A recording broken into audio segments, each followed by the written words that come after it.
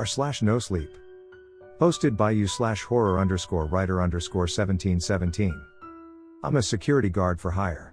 My last job nearly killed me. Part 2. Friends. Part 1 video link in description. Please check out. Any amount of courage or denial left in me evaporated. I stood there, halfway down the steps, pain in my side, staring at a porcelain doll and fearing for my life. I climbed the stairs and sat on the top one, across from the clown. There was no way I was going to touch it, but there was no way I was going to let it out of my sight either. The next few hours were a blur, as the store became a carnival funhouse. I heard footsteps, music, crashing, and even sounds I couldn't identify. But I refused to take my eyes off the clown. My bladder screamed at me, telling me I hadn't taken my mid-shift bathroom break, but I refused to take my eyes off the clown. When the owner unlocked the door, she found me in the same spot, sitting at the top of the stairs, staring at the clown. "Are you all right?" she said, coming over to me. It took me a moment to realize she was real. "Yes, I'm fine," I said, staring at the clown. "I just wanted to buy this thing." She looked back and forth from me to the clown. "I have a friend who collects these," I said to her unasked question. Sure," she said. "You want to bring it over?" "Actually, I was wondering if you could take it and gift wrap it for me," I said, my eyes glued to the clown. "Of course," she said hesitantly, picking up the clown and carrying it over to the counter. I struggled to my feet, nearly falling down the stairs again as my numb legs struggled to function. I shook out the pins and needles and waited for my balance to return before walking over to the counter and paying for the doll.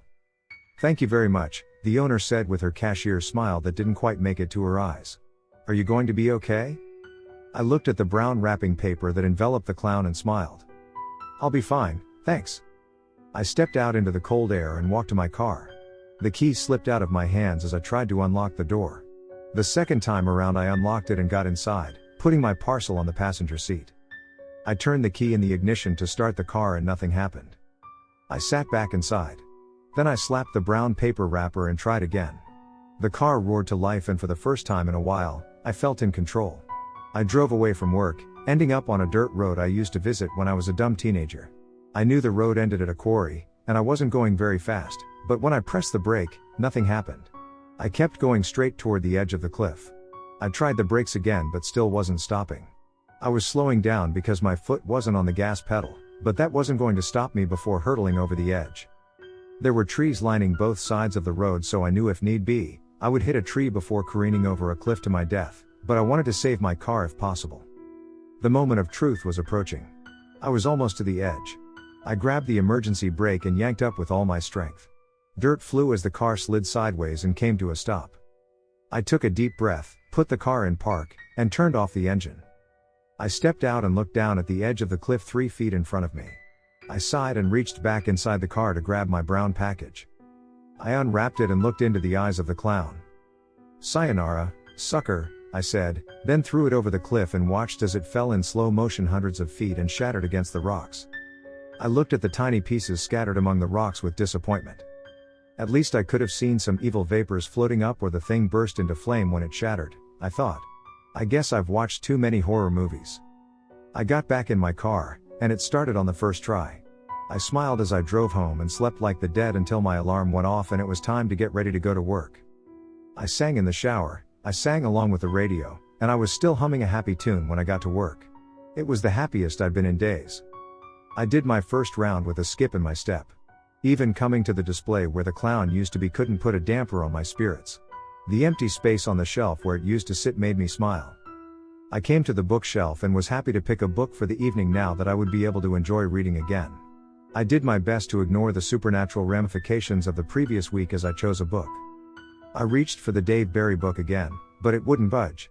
I tried another book, but it wouldn't budge either. I reached for a horror book, and it came out in my shaking hand.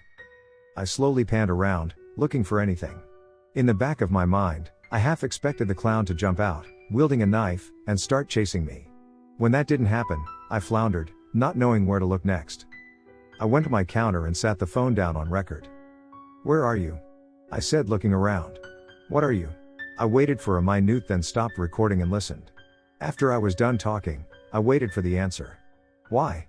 said the raspy voice. "So you can do to me what you did to the clown?" I stared at the phone with dismay as if it was whatever was saying this. I started another recording. How do you know what I did to the clown? The voice answered with a harsh chuckle, then said a single word, prepare. I started another video and said, prepare for what? But the voice was silent. Prepare for what? I said on another video, leaving more time. No response. I guess it sucks to be me, I thought ruefully. I plopped down on my chair and thought about what could be worse than the last few days of living in fear. My happy mood was gone. Now all I felt was hopelessness. The night dragged on for what felt like an eternity. There wasn't a sound, not a hint of anything out of the ordinary. The silence drove me to the brink of insanity. I waited all night for something to happen, but nothing did. When morning came, the owner was brimming with excitement. Happy Halloween, she said, as though Halloween spirit was overflowing out of her. That's today? I said. Of course. I think I might need to take tonight off. On Halloween? She said, looking distressed. When all the tricksters are out looking to do no good. Tonight's when I need you the most. I looked into her pleading eyes and sighed. Of course, I'll be in tonight, I said. Her face immediately lit up and she became brilliantly happy. Oh good, I'm so glad. I went home and tried everything I could to get some sleep. I even took a sleeping pill. But nothing could get my mind to shut down. I couldn't stop thinking about what could possibly happen. All this trouble I'd been having, and then add on top of that, the fact that it was Halloween night was too much. I couldn't fathom what was about to occur. In the end, I got maybe an hour of sleep. When I got up to get ready for work, I was completely frazzled.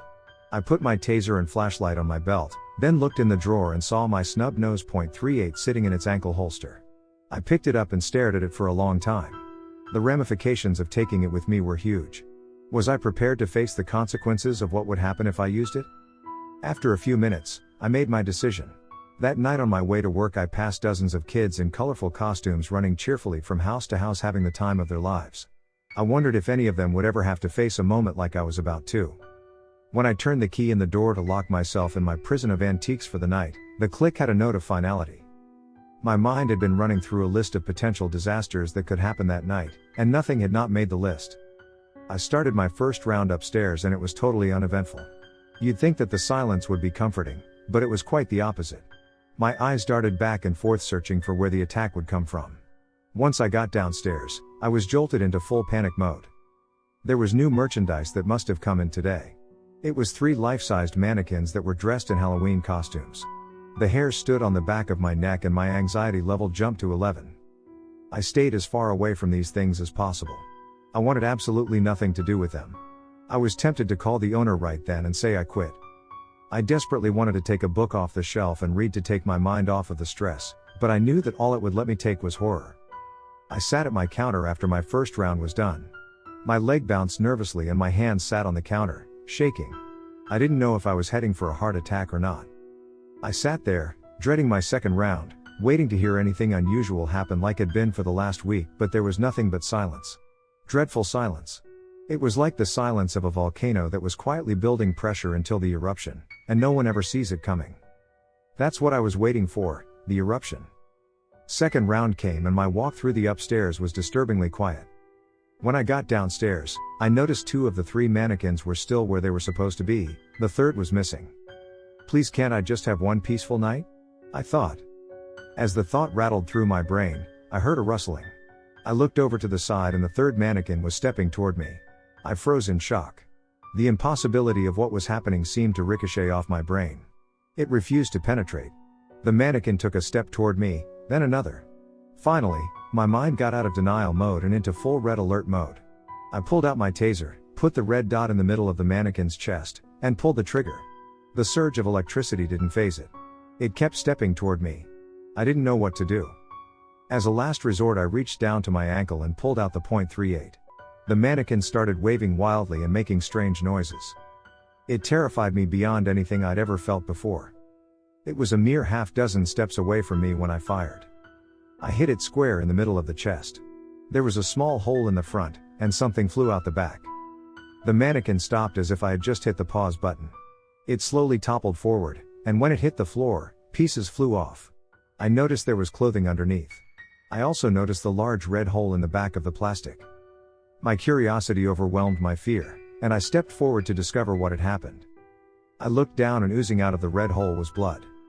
I hesitantly reached for the mannequin and rolled it over to find the faceplate had broken off, and I was staring down into the eyes of the owner of the store. "No!" I screamed. She tried to say something, but blood gurgled out of her mouth, making it barely audible. I leaned closer and she spoke again.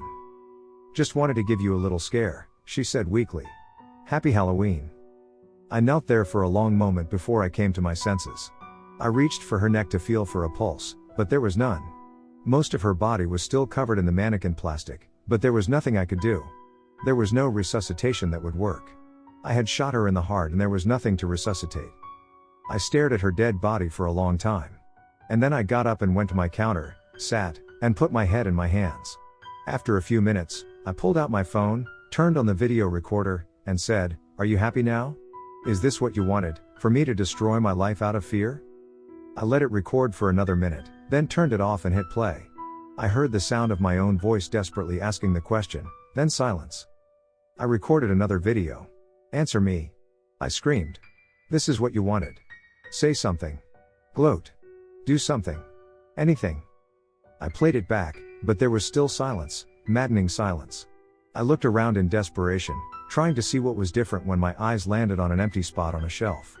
The ventriloquist dummy was gone. Someone must have bought it during the day. I stared at the empty spot in unbelief. Was that it? Was that what was causing all this grief, all this madness? To test the theory, I went back to the bookshelves and pulled out a Dave Barry book. It slid off the shelf into my hand. I looked down at it and realized whatever had been terrorizing me was gone. I should have been relieved. I should have been happy. Then I looked over and saw the arm of the dead woman with a hint of the puddle of blood beneath her. I knew it had destroyed my life. It didn't matter that it was no longer here. For a fleeting moment I thought about cleaning up the mess and burying the body on the outskirts of town somewhere she would never be found. But she didn't deserve that. I couldn't do that evil thing to her after all she had done for me. I sat down and typed this out on my phone so that others would know the story. So that this woman wouldn't have her death be a mystery. I also wanted to warn others of the dangers of unknown things. Don't play with these things. Don't challenge them. Get away from them before they ruin your life as I've ruined mine. After typing in this story, I realized there was still one thing left to do. I went upstairs and broke into the office. I dug through the receipts for the day and found the one for the ventriloquist dummy. Fortunately, the woman who had bought it paid with a check, and the owner hadn't had time to take it to the bank yet. I pulled out my phone and took a picture of the check which had her home address on it. I got in my car and drove straight there. All the colorful munchkins had abandoned the streets to go home and work on their stomachaches. It was after midnight when I quietly broke into the woman's home. I pulled out my flashlight and searched the entrance hallway, then not finding it, moved to the parlor. There were quite a few antiques in the room. I looked around slowly, trying not to miss what I came for. Finally, I saw it sitting on a small table near the far end of the room. I went to it and picked it up. It was much heavier than I expected. I struggled to balance it so it wouldn't fall to the floor and wake the house owner. I turned to leave and nearly ran into an old woman standing in front of me. "Who are you and why are you holding that?" she said in a tone that conveyed more curiosity than alarm. "I'm sorry, ma'am, but I have to take this," I said, struggling to keep it in my arms. "There are many other items in this room of greater value," she said, gesturing around. "Why that particular one?" "I don't really want to say, ma'am. And I don't want to be standing on the cold floor in my robe watching a stranger take my property, yet here we are. Would you believe the warranty ran out and I need to take it back to the shop?" She glared at me like a teacher I had just told the dog ate my homework. "Okay, the truth is this thing is evil," I said. "Evil?" she said. "Whatever would give you that idea?" I sighed, then quickly went through the recent events, hitting the highlights. "And you still have these recordings?" she said. "Yes, they're here on my phone," I said, setting the dummy down and pulling out my phone. "Would you mind if I listened to them?" I shrugged and played the videos one by one as she listened with such curiosity that she barely moved. When they were done, she stepped back with a pensive look. "Interesting," she said. "Now do you see why I have to destroy it? And you were the only person in the store when these recordings were taken?" "Yes." "So it was speaking directly to you?" "I believe so. Why?" "There are two erroneous assumptions you made about this object and myself," she said. "What are those?" "First is that this object is evil," she said in a mannerly tone with just a hint of teacher in it. "Inanimate objects are neither intrinsically good nor evil." "But this thing," I said, pointing at the dummy. Yes, it did things that made you react a certain way, but that still doesn't define it as evil. I looked dubiously from her to the dummy and back. The second assumption you made was that I was some poor innocent victim, that I had no idea what this thing was, or what it's capable of, she said with a gleam in her eye. That I haven't been searching for this object my entire life. My eyes went wide with realization. And now that you have it, what will you do? I said in a voice that sounded detached and distant. Prepare, she said in a low raspy voice that sounded so much like the voice on the recordings it gave me chills. I reached down to tie my shoe, then sprung up, pistol in hand, and shot her in the forehead. Her head snapped back then slowly drifted forward. She gave me a look of surprise that turned into sheer rage. You think you can? She said before collapsing to the floor. I watched as she bled out onto the ancient carpet. That's gonna leave a stain, I thought. I looked down at the ventriloquist dummy, then looked around the room at the many other objects. Each of them looked old, just like the dummy. I felt a closeness in the air, like a pressure building. From the front hall, I heard a crash. I felt the dummy drawing my attention. Suddenly I felt surrounded and helpless. I ran to my car, feeling better as soon as I hit the cold outside air. I stood there gasping, sucking in lungfuls of fresh air, then I turned and looked back at the house. The thought of all those things being sold at auction to unsuspecting victims was more than I could bear. In for a penny, in for a pound, I thought, digging through my glove box and finding a lighter. I stepped back into the house, feeling stifled as soon as I did, and found as many papers as I could. There was a stack of old newspapers in the foyer. I crumpled some up and threw the rest of them in the middle of the parlor floor. I lit a handful of crumpled newspapers and threw them in the corner. Then I lit another as a large glass cabinet suddenly tipped over, nearly crushing me. I dodged, then lit some more newspaper and dropped it beside the cabinet. Objects started flying. Small ceramic figurines darted through the air toward me. Some missed and hit the wall behind me, others hit with surprising force, cutting me, but only increased my resolve. I continued to light bunches of paper and throw them around the room while flames climbed high, licking the ceiling as they devoured the curtains. The entire room was ablaze and in chaos. Inanimate objects became deadly missiles as the flames consumed the room. I backed out of the disintegrating room, staring at the ventriloquist dummy engulfed in flame, then ran to my car and watched as the house collapsed in on itself. I breathed a sigh of relief as I sat in my car and posted the rest of this story for everyone to know before I go away. I hope I've saved at least a few innocent victims.